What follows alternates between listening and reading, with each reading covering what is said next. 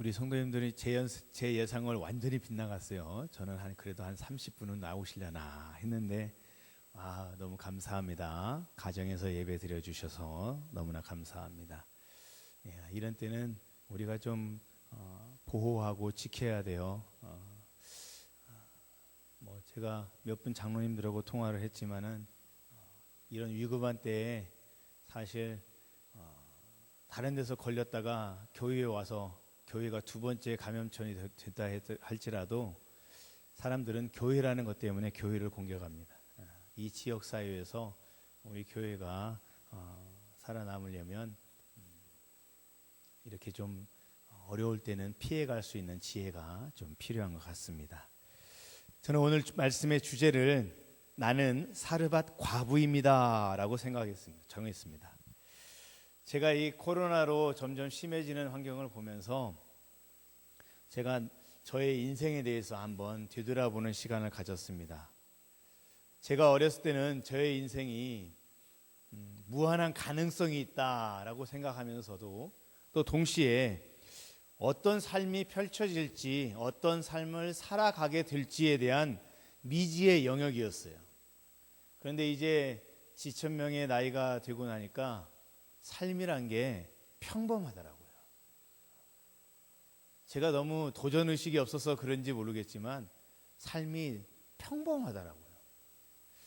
평범한 삶이구나라는 것을 느끼는 그 순간 제가 아버지로서 저희 아이들에게 인생이란 어떤 인생이고 어떤 삶을 살아가는 것이 올바른가 그것을 보여주는 아버지가 되어야겠구나, 그런 목사가 되어야겠구나, 이런 마음을 품게 되었습니다. 아버지로서 아이에게 그리고 목사로서 아이들에게 아름다운 삶, 어떤 삶을 사는 게 진정한 삶의 본질인지를 보여주고 싶은 욕구가 생겼어요. 세상에는 악한 이들도 있고 교활한 자들도 분명히 있습니다. 하지만 그런 사람들 속에서 저희 자녀들이 그들과 동질되어지지 않고 그들과 오히려 구별되어지고 한 줄기 빛처럼, 한 줄기 아름다운 꽃처럼 어둠과 비교되는 아름다운 인생, 아름다운 삶을 살아가는 그런 자녀들이 되었으면, 그런 인생이 되었으면 하는 소망함이 생겼습니다. 저는 동시에 우리 성도님들에게도 이런 아름다운 삶에 대한 소망함이 있기를 주님의 이름으로 축복합니다. 이렇게 본이 되는 아름다운 삶을 살아낸 사람이 바로 엘리야다라고 생각이 되어집니다. 어둠의 시대에, 아무도 하나님을 믿지 않는 그 시대에 홀로 하나님 앞에 부름을 받고 한 줄기 빛처럼, 그리고 정말 아름다운 꽃처럼 그 인생을 살아낸 엘리야의 모습에서 우리 인생의 모습을 찾게 됩니다. 우리가 오늘까지 6주간인데요. 오늘까지 6주째입니다. 코로나 이후 정말로 어두운 시대를 살아가고 있는 우리에게 진정 필요한 성도의 본질된 삶은 무엇인가? 그리고 코로나 이후를 우리가 어떻게 준비할까? 그러면서 저는 이 엘리야를 본문으로 잡고 지금 이번 주까지 6주째입니다. 저희가 지금까지 살펴본 말씀을 보면 크게 한 가지 특징이 드러나고 있습니다. 그것은 하나님께서 엘리야에게 하늘에서 불이 떨어져 바알과 아세라의 860명의 선지자들과 모든 이스라엘이 지켜보는 가운데 영적 전쟁, 영적 대결을 벌이기 전에 엘리야를 훈련시키시는 모습입니다. 너는 그리 시냇가로 가라. 엘리야는 순종했습니다. 너는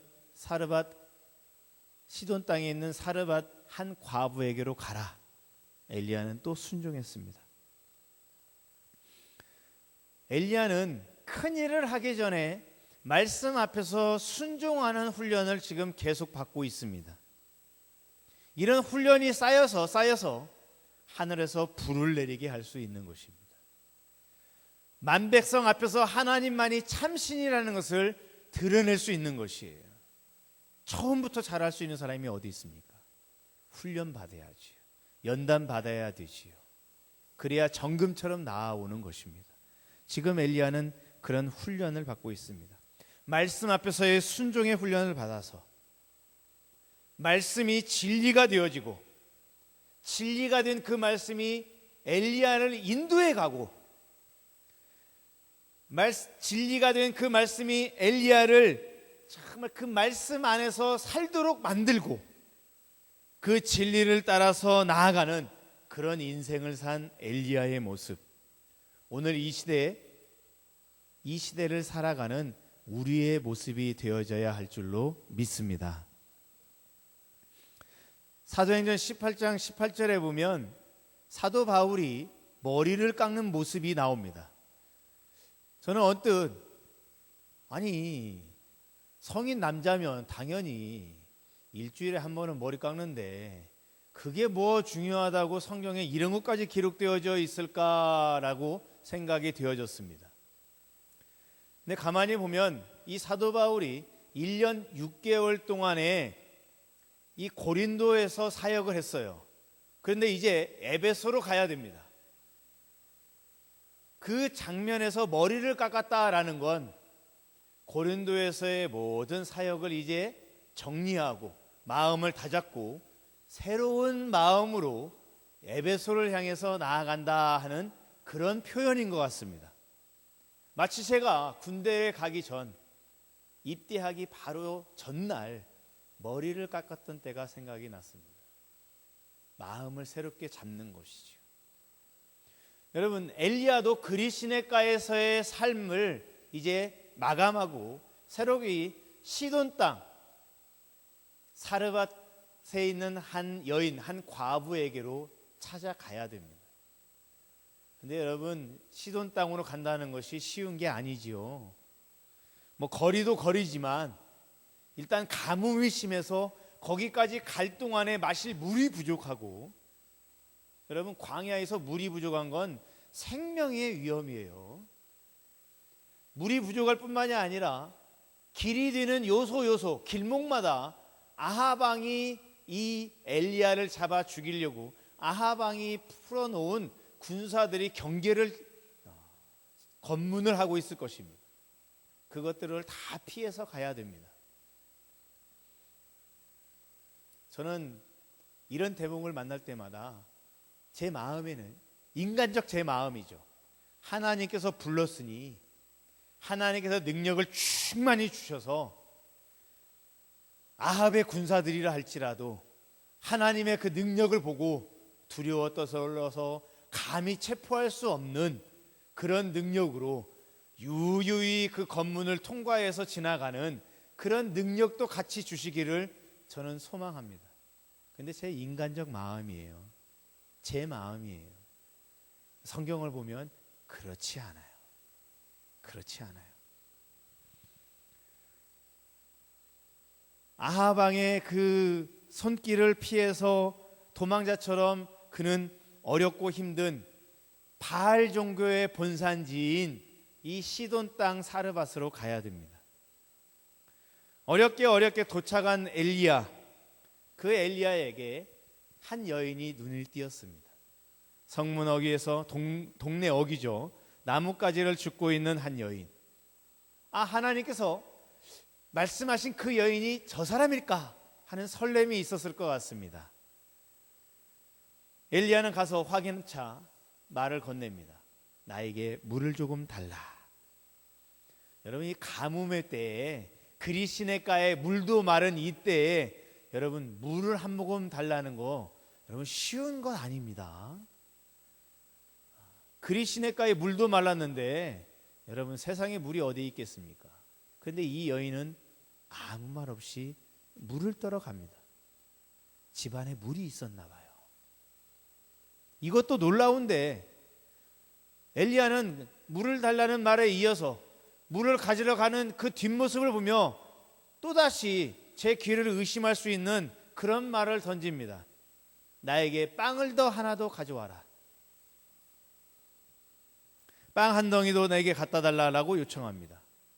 순간적으로 제게 떠오른 영상은 제가 어렸을 때 읽었던, 그리고 제가 제 딸아이들에게 읽어줬던 전래동화에서 나오는 호랑이의 이야기였습니다.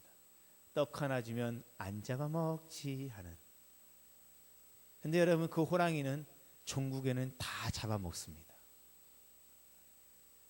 아니, 어떻게 선지자가 이렇게 뻔뻔할까?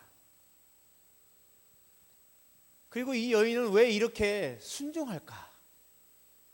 물과 빵을 달라는 엘리야, 그리고 이 여인은 엘리야를 본 적도 없고 아는 사람도 아니고 오늘 처음 본 외지 사람인데, 이방인인데, 낯선 사람일 뿐인데 빵을 달라고 했을 때 그 여인의 대답은 제 귀를 의심케 하는 그런 대답을 이 여인이 합니다. 12절 보시기 바랍니다. 그가 이르되 당신의 하나님 여호와께서 살아계심을 두고 맹세하노니. 여러분, 이 여인은 엘리야를 처음 봤습니다. 이 엘리야가 시돈 지역의 다른 마을의 사람인지 바알 종교의 사람인지 하나님을 믿는 사람인지 알 턱이 없어요. 남쪽에서 애굽에서 올라온 사람인지 저 북쪽에서 정말 유대 땅에서 온 사람인지, 아니면 그 위에 메소포타미아 지역에서 온 사람인지, 아니면 지중해 강변을 따라 골리앗이 나온 블레셋 지역에서 온 사람인지 모릅니다. 옷을 보면 조금 알 수 있을까요? 그러나 이방인입니다. 그리고 이 여인은 그 지역상 하나님을 믿는 사람도 아닙니다. 근데 여러분, 이 여인의 말은 저의 귀를 놀라게 하고 제 마음을 놀라게 합니다. 어떻게 이런 말을 할 수 있을까? 엘리야가 살아계신 하나님 여호와를 섬기는 종이라는 것과 또 자기는 하나님도 믿지도 않는데 그 하나님의 이름으로 맹세까지 하면서 말하는 것을 보면 너무나도 놀랍습니다. 여러분, 어떻게 이 사렙다 과부와 똑같은 여인이죠. 신약 성경에서는 사렙다로 나오죠. 어떻게 이 사렙다 과부가 하나님을 알고 있을까요? 어떻게 이 사렙다 과부가 이 엘리야가 하나님의 종이라는 걸 알고 있었을까요?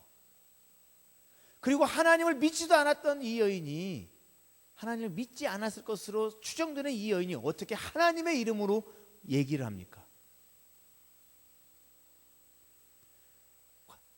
이 궁금증을 품고 성경을 보고 성경을 또 보는데 성경은 이것에 대해서 전혀 말씀하고 있지 않습니다.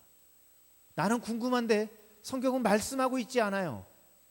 왜 말씀하고 있지 않을까? 성경은 이 여인이 어떻게 하나님의 종을 알아보고 있을까? 이것에 성경에 관심이 없어요. 성경은 그것이 중요한 게 아니에요. 어떻게 이방 여인인 바알 종교의 중심지에서 살고 있는 이 여자가 어떻게 하나님의 이름으로 말씀을 할까? 쉽게 말하면 하나님 예수 그리스도의 이름으로 선포하는 거예요. 어떻게 이런 말을 할 수 있을까? 성경은 그것에 관심이 없어요. 성경의 관심은 여기에 있습니다. 이게 중요한 거예요.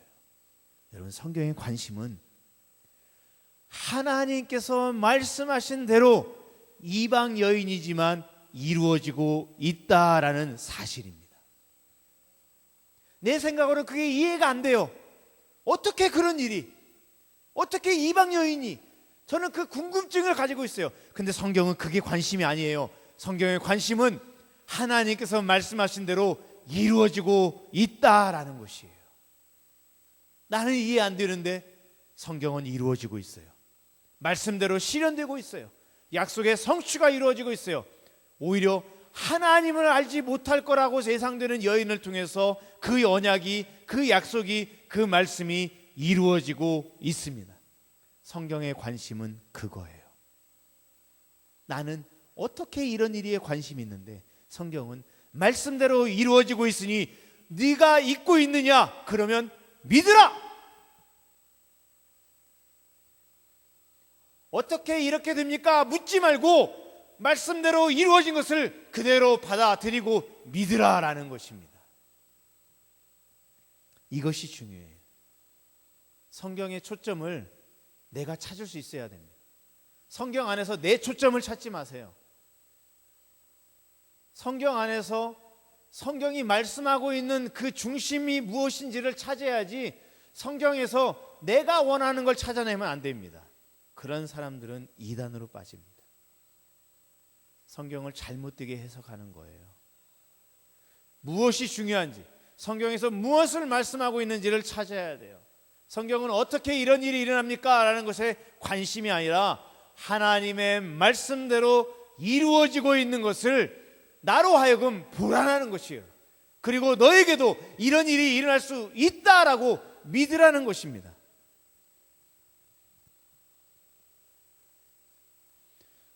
약속대로 이루어졌습니다. 그런데 이 문제가 생겼어요. 약속의 성취지만 문제가 있습니다. 이 과부는 돈이 없습니다. 빵이 없다는 것입니다. 약속의 성취지만, 약속의 성취고 이루어진 것이지만 이 과부는 엘리야와 나눠 먹을 빵이 없습니다. 처음 엘리야에게 말씀한 것과 똑같지요. 시돈 땅에 가라라고 했지만 갈 방법이 막막합니다. 가뭄의 때에 그 먼 길을 물 없이 어떻게 가야 됩니까? 아합 왕의 군사들을 피해서 어떻게 가야 합니까?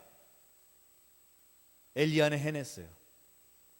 그리고 넘어왔더니 도착했더니 똑같은 일이 또 벌어집니다. 약속한 대로 여인을 찾았어요. 근데 여인에게는 빵이 없는 어려움이 있어요. 어떻게 해야 됩니까? 다른 여인 찾아볼까요?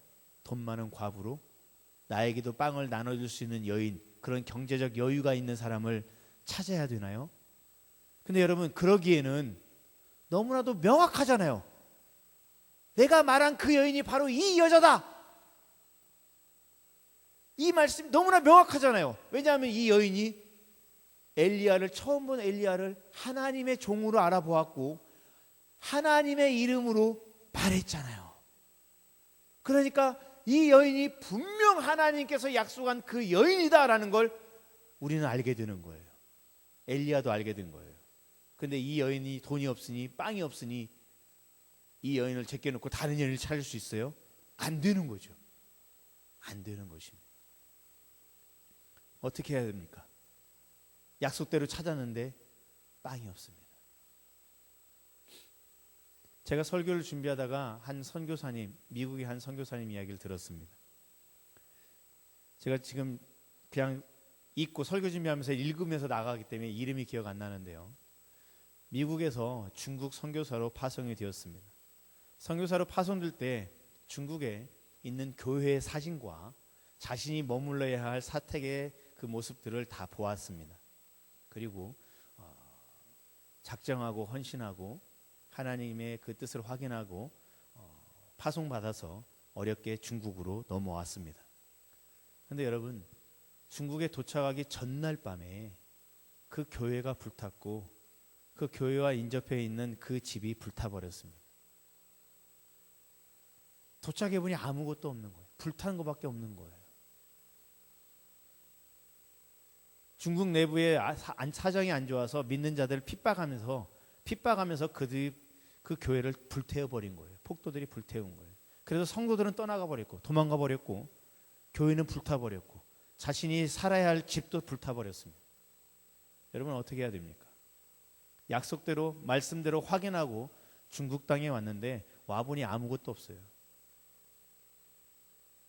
새로운 지역을 찾아서 또 떠나가야 됩니까? 아니면 거기에 있어야 됩니까? 이 선교사님은 그날 밤 그 불탄 교회에서 철야로 기도하면서 하나님의 일을 해나가겠다라고 작정을 하고 그곳에서 자기에게 이 중국 사람의 통역을 해줄 수 있는 사람을 찾기 시작하며 드디어 그 사역을 계속해 갑니다. 사르밧 과부에게 만났습니다. 근데 빵이 없어요. 어떻게 해야 됩니까? 여러분, 모세의 이야기도 우리에게 도움을 줄 수 있습니다. 출애굽기 4장 10절에 보면 하나님께서 모세를 불러요. 하나님께서 모세를 불러요. 근데 이 모세가 하나님의 이 부르심 앞에서 뭐라고 항변하냐면, 말씀 보시기 바랍니다. 모세가 여호와께 아뢰되 오 주여 나는 본래 말을 잘하지 못하는 자니이다. 주께서 주의 종에게 명령하신 후에도 역시 그러하니 나는 입이 뻣뻣하고 혀가 둔한 자니이다. 여러분, 이 말씀을 딱 받았을 때 여러분들의 그 눈의 초점은 어디에 가 있습니까? 혹시 나는 입이 뻣뻣하고 혀가 둔한 자입니다, 나는 말을 잘 못합니다, 혹시 이 구절에 여러분들 초점이 가 있습니까? 여러분, 저는 다른 구절에 초점이 가 있습니다. 그것은 중간에 있는 거예요. 주께서 주의 종에게 명령하신 후에도 역시 그러하니. 이 말은 뭐예요? 하나님께서 모세에게 사명을 주셨는데 사명을 받은 그 즉시 나는 말을 못했던 내가 사명을 받았으니 사명 감당을 위해서 갑자기 말을 잘해줘야 되겠다 이거예요. 근데 그 사명을 받았는데도 역시나 나는 그대로 말을 못하고 있다라는 거예요. 사명을 받았으면 사명 감당할 수 있도록 모든 걸 다 부어주셔야지 왜 아직도 나는 말을 못합니까? 라는 거예요. 그러니까 난 못하겠습니다 라는 거예요. 사명 받고 미국에서 중국에 왔더니 교회가 불타고 그리고 집이 불탔어요. 나 사명 못하겠네 하고 돌아가겠다라는 것과 같습니다. 사르밧에 왔어요. 말씀대로 순종해서 사르밧에 왔어요. 근데 이 여인이 빵이 없어요. 아, 나 이거 못하겠네, 그러는 것과 같습니다. 여러분, 이런 모세의 답변에 하나님은 화를 내십니다. 왜 화를 내실까요? 내가 내 능력 밖의 일이라는데, 내가 내 능력 밖의 일이라는데 왜 하나님은 화를 내십니까? 여러분, 이유는 한 가지예요. 하나님께서 사명을 주셨는데 자꾸 자기의 부족함만 바라보는 거예요. 나에게 사명 주시는 그 하나님을 바라보아야죠. 나를 바라보니 나는 말 못하는 자예요. 근데 이 시선을 바꿔서 하나님을 바라보면 하나님은 만군의 여호와요, 능력의 하나님이요, 말씀으로 천지를 창조하신 분이시요, 광야에서 만나를 주시는 분이시요, 그리고 반석에서 물을 내시는 분이십니다. 그러면 나는 아직도 말을 못하겠습니다 이게 아니라, 하나님 사명 감당하려고 했더니 내가 입이 뻣뻣하고 혀가 둔합니다. 그러니 이걸 감당할 수 있는 동역자를 주시든지 나에게 혀를 풀어서 말을 잘하게 해주시든지 하나님 그렇게 해주셔야 되겠습니다, 바꿔주셔야겠습니다 라고 기도해야지. 하나님 앞에서 하나님 사명 주셨는데 나는 혀가 뻣뻣합니다 그러고만 있습니다. 뻣뻣한 이 혀를 고쳐주시든지 동역자를 붙여주시든지 하나님 해야 내가 이 사명 감당할 수 있겠습니다. 그러니 하나님 도와주세요, 기도해야지.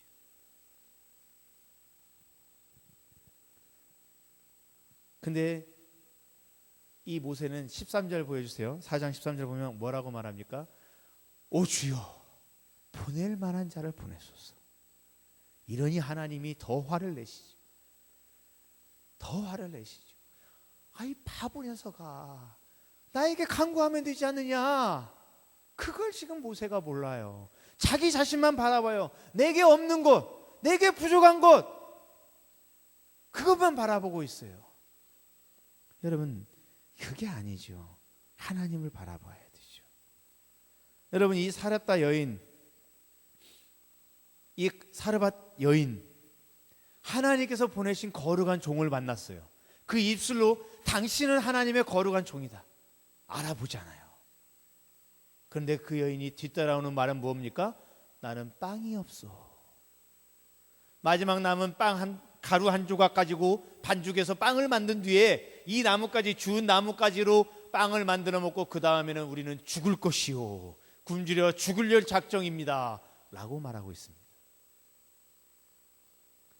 여러분, 하나님의 거룩한 종이 왔다면, 그 종이 하나님께서 보내신 하나님의 거룩한 종이라면 살아계신 하나님의 종이라면 그 살아계신 하나님의 종에게 나는 빵 한 조각밖에 없고 죽을 인생이지만 살아계신 하나님께서 나와 나의 가정을 살려주시기를 소망합니다 라고 기도해야지. 자신에게 없는 것만 바라보고 있어요. 어떻게 하나님은 알아봤는데, 하나님의 종은 알아봤는데 어떻게 자신이 현실만 보고 있습니까? 모세랑 똑같지요. 하나님 앞에 나와왔는데 하나님께서 사명을 주셨는데 자신의 말을 못하는 현실만 바라보고 있어요. 여러분, 이 현실을 건너뛰어야 됩니다. 주님을 바라보아야 돼요. 이 사르밧 과부가 오늘날 나일 수 있습니다. 예수 그리스도를 통해서 구원을 경험했어요. 그런데 내 삶에도 여전한 어려움들이 있어요. 그 어려움 때문에 나는 못하겠습니다. 나는 없습니다. 코로나 때문에 우리가 예배를 이렇게 힘들게 드립니다. 가정에서 영상 예배를.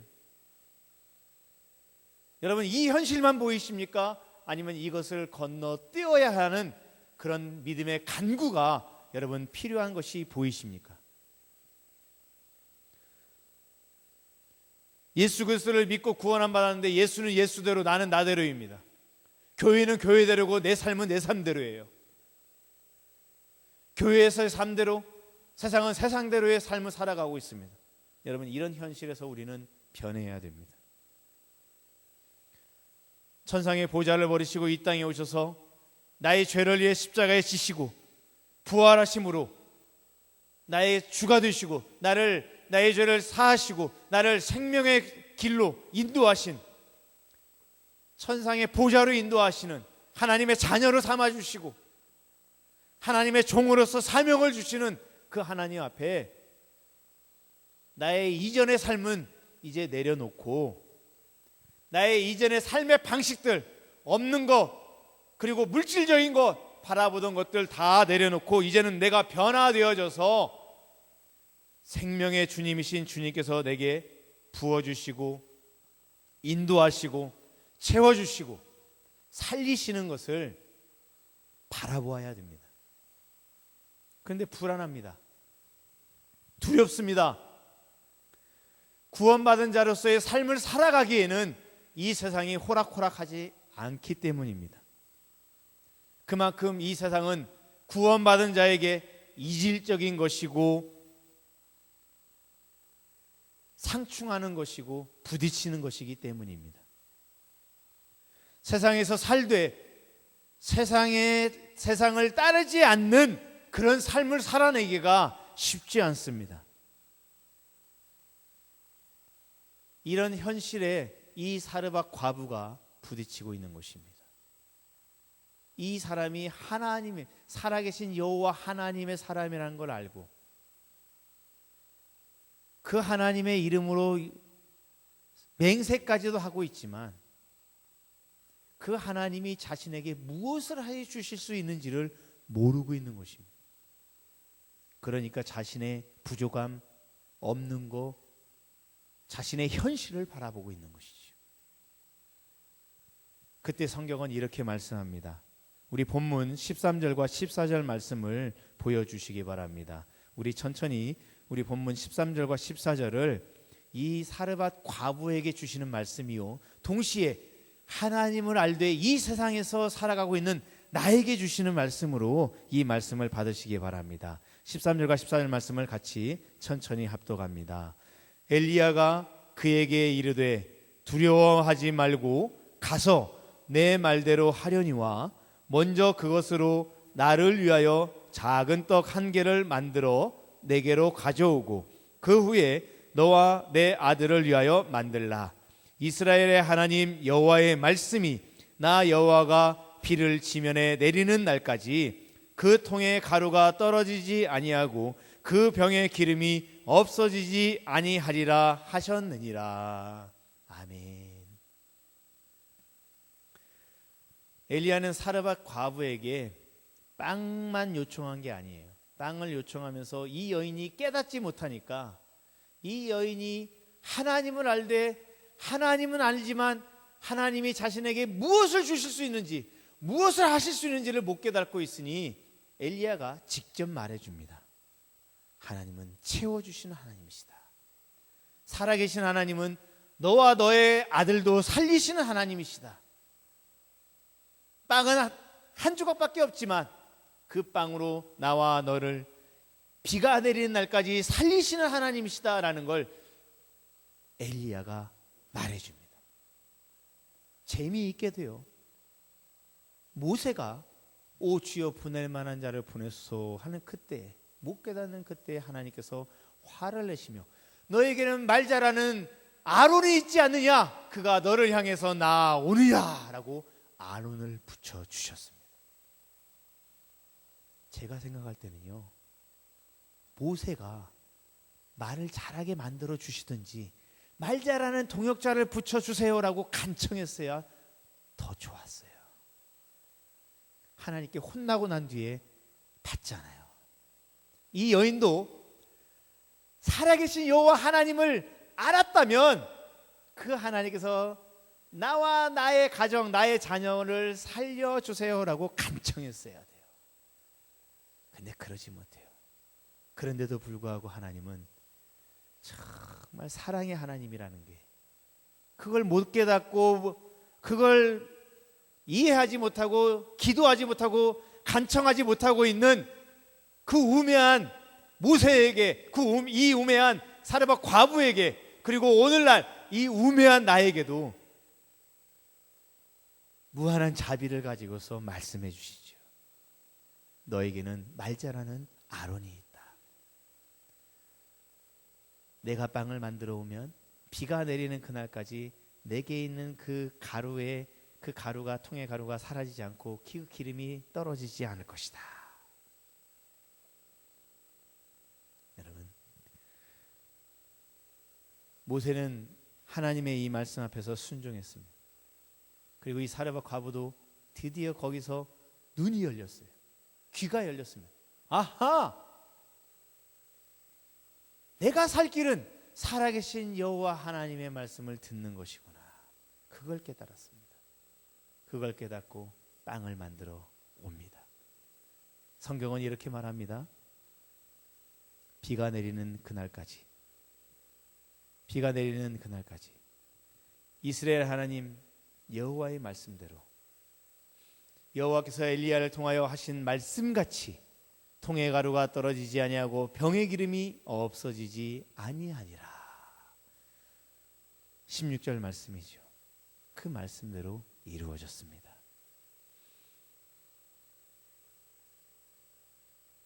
조금 어리석었지만, 깨닫지 못했지만 하나님은 무한한 사랑으로 그를 깨닫게 해주시고 그를 통하여 하나님의 일들을 이루어 주십니다. 이 여인이 엘리야의 그 말을 듣고 빵을 만들어 오지 않았다면 이런 축복은 누리지 못했을 것입니다. 그 인생은 그 말 그대로, 자신이 한 그 말 그대로 빵 한 조각, 마지막 빵 한 조각 만들어 먹고 굶어 죽을 인생밖에 되지 않았을 것입니다. 그런데 엘리야의 그 말 앞에 순종하고 그 작은 빵 하나를 가져왔을 때 그 말씀대로 엘리야를 통하여 하신 말씀같이 통의 가루가 떨어지지 아니하고 병의 기름이 없어지지 아니하였습니다. 여러분, 이런 축복이 오늘 가정에서 예배하며 하나님 앞에 주여 나도 순종하겠습니다.